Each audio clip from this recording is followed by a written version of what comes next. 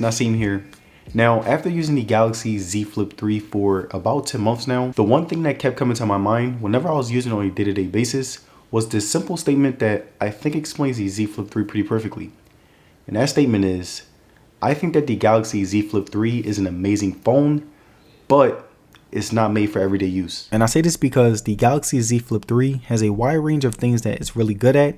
It has a great display that offers premium visual experience. It has a pretty good build quality that can survive in many situations. And it has a powerful processor that can handle most power heavy apps. And even though this phone has a lot to offer, the reason that I say that it's not made for everyday use is because it lacks in two different areas that every smartphone should be strong in.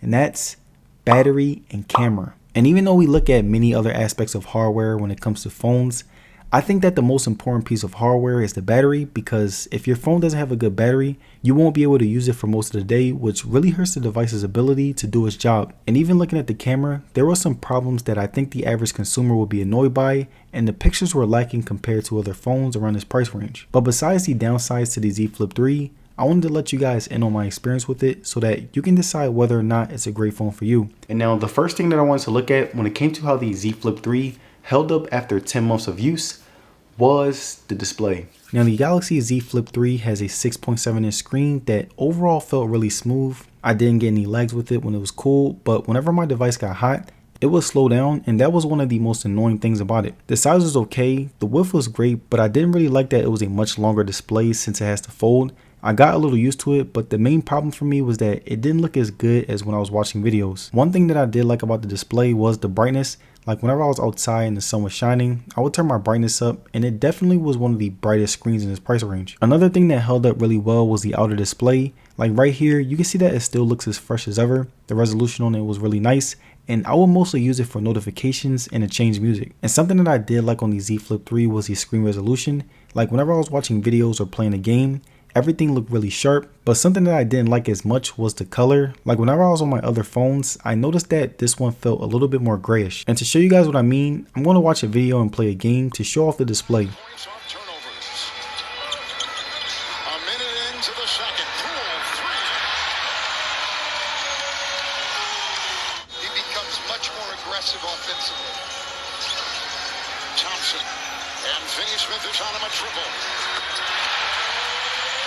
But at his best on the attack. He's got 8 points right now in a 15-footer at the other end.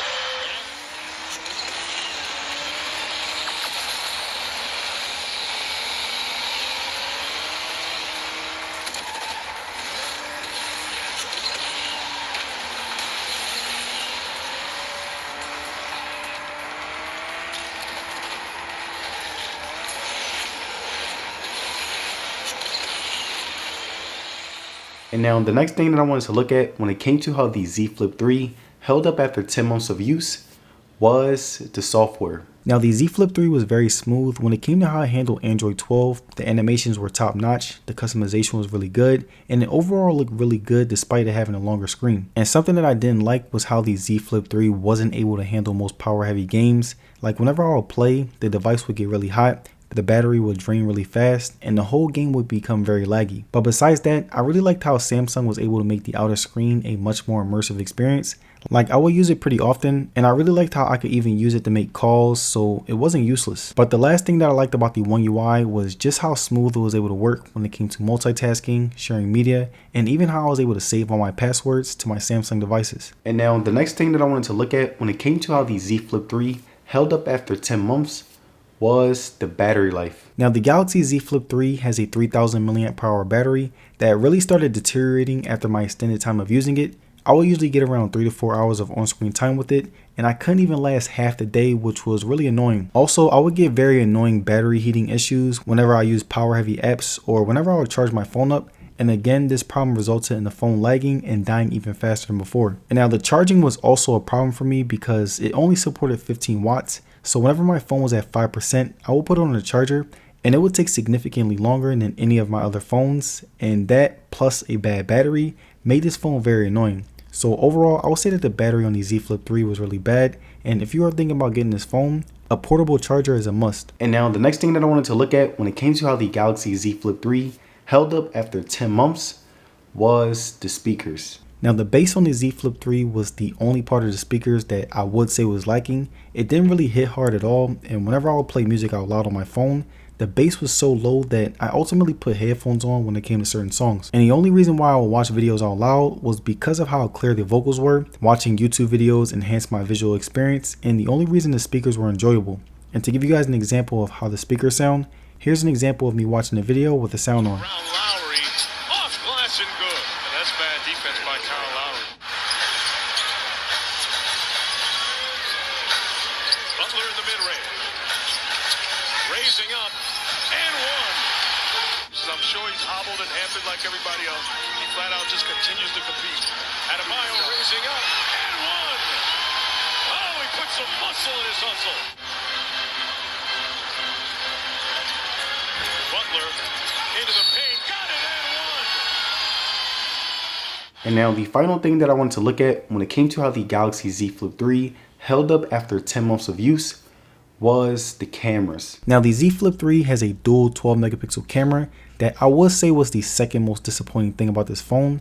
There were some areas where it shined, but overall the quality couldn't keep up. Like right here, when we look at the daytime outside photos, these were the best that the camera could do, but it still was pretty underwhelming. Like right here, you can see that there's a lack of color no matter what I took a picture of, and it couldn't mimic real life, and that was a problem for me. The selfie camera was even more underwhelming. Whenever I took a pic, my face either lacked sharpness, had too much sharpness, or was lacking in color, and it reminded me of the older Galaxies. And when we look at the inside daytime photos, we can see that these weren't able to look any better. Even when I got good lighting, there was some graininess that ruined the quality of the picture.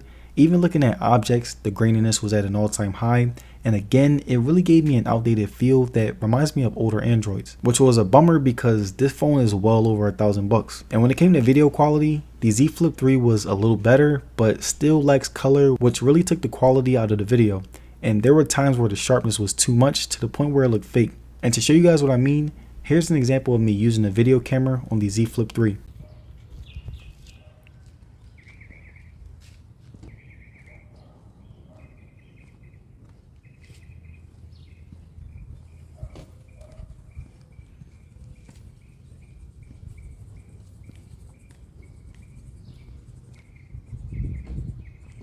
So here's the big question.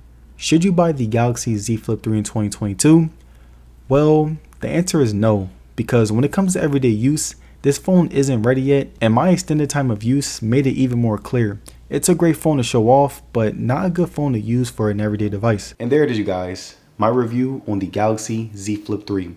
Now let me know down below, would you still get the Z Flip 3 despite its battery not being that good? Let me know. And if you guys made it to the end of this video, I would like to say thank you for sticking around, and don't forget to like the video and subscribe. It will be very appreciated. And as far as social media, you can follow me on Twitter and Instagram, and I will see you guys on the next one. Peace.